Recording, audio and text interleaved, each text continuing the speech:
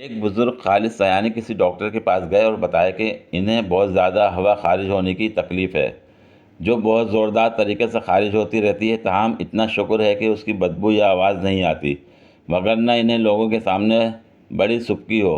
Doctor ने अच्छी तरह चेक करने के बाद दवा दी और 15 दिन बाद दोबारा आने का कहा।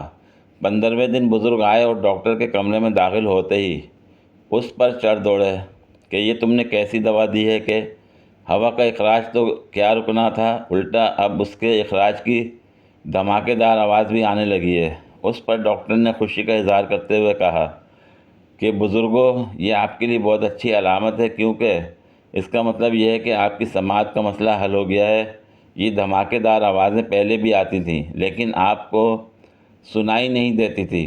अब हम आपकी नाक का भी इलाज कर लेंगे ताकि जो बदबू आपको नहीं आती वो भी आनी शुरू हो जाएगी।